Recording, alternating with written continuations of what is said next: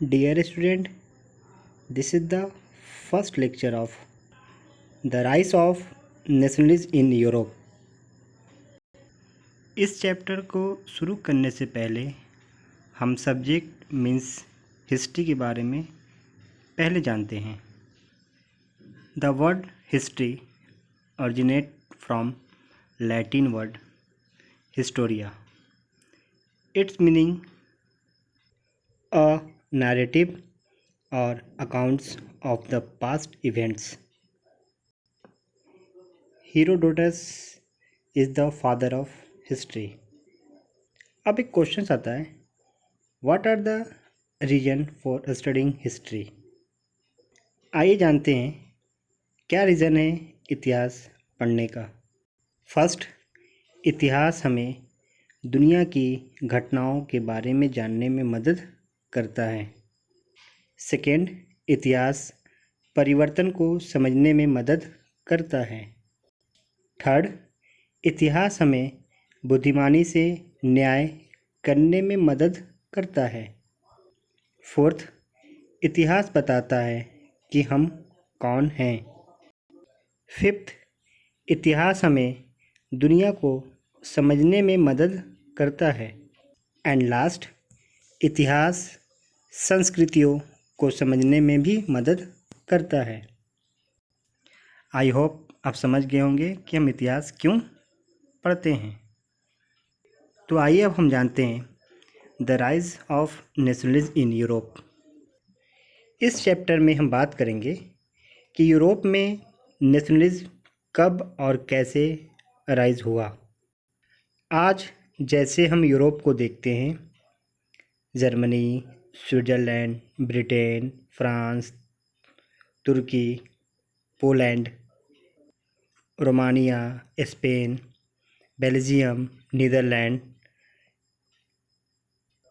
Mid 19वीं century से पहले यहाँ पर ऐसा कुछ नहीं था। यानी आप कह सकते हो कि मिड 19वीं सेंचुरी से पहले यहाँ पे एम्पायर्स रूल करते थे, यानी रूल बाय किंग। हिस्ट्री के फर्स्ट चैप्टर की शुरुआत इस फिगर से होता है। फ्रेडरिक शर्यू एक फ्रांसीसी आर्टिस्ट थे।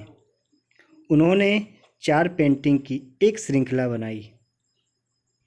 अब सवाल आता है कि उन्होंने इस पेंटिंग में ऐसा क्या बनाए जो उस समय बहुत ज़्यादा फेमस हुआ था। तो आइए जानने की कोशिश करते हैं कि आखिर इस पेंटिंग में ऐसा क्या बना हुआ था। इस पेंटिंग के अंदर एक फीमेल फिगर है और उस फीमेल फिगर के एक हैंड में चार्टर ऑफ ह्यूमन राइट्स और दूसरे हैंड में एक मशाल है। अब सवाल अराइज होता है कि फीमेल फिगर किस चीज़ का सिग्निफाई कर रही थी। वैसे इस फीमेल फिगर को स्टैचू ऑफ लिबर्टी कहा गया, यानी यह स्टैचू फ्रीडम को सिग्निफाई कर रहा है। यह एक आज़ादी का प्रतीक है। जैसे कि हम जानते हैं कि टॉर्च क्या शो करता है, अंधेरे को मिटाना और उजाले की तरफ जाना। यहाँ उजाला का मीनिंग है ज्ञान, यानी ज्ञान का उजाला। और दूसरे हैंड में चार्टर है जो ह्यूमन राइट्स यानी कि मानव का अधिकार को शो कर रहा है।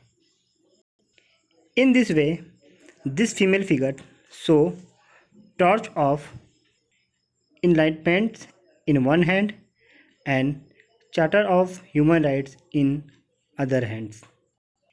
इस फिगर के सामने ज़मीन पर सेटर्ड रिमेंस गिरे हुए हैं। यहाँ आप देख सकते हैं। यह उन किंग्स के बारे में बता रहा जो तानाशाह थे, पीपल पर अपना डिक्टेटर रूल करते थे, जो आज यूरोप के अलग अलग कंट्री से समाप्त हो गए हैं। स्टैचू ऑफ लिबर्टी के सामने ट्रेन की तरह लंबी लाइन में आ रहे पीपल यानी आप कह सकते हो ये लोग स्टैच्यू ऑफ लिबर्टी को ट्रिब्यूट दे रहे थे। यह जो पीपल थे they belongs to different nations to Europe and America. वे लोग अलग अलग डिज़ाइन का ड्रेस भी पहने थे। They are holding different flag of their respective country.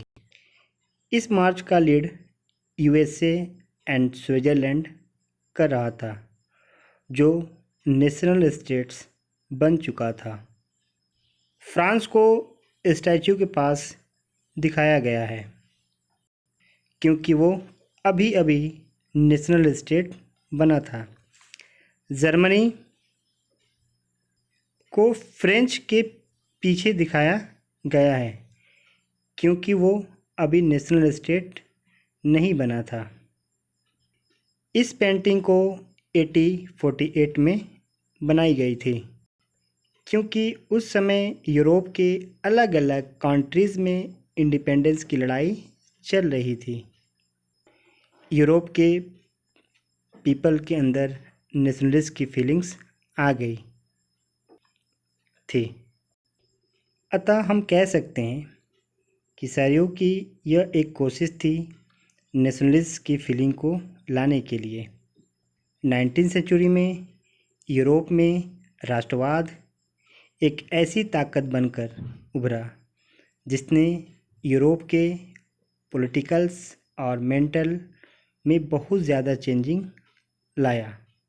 यानी the end results of this changes was the emergency of the national state. वैसे नेशनलिस्ट मीन्स होता है loyalty and devotions to a nation. इस lecture के लिए बस इतना ही। नेक्स्ट लेक्चर में हम the French revolutions and the idea of nations के बारे में जानेंगे। Please like, comment and subscribe our YouTube channel. Thank you for watching.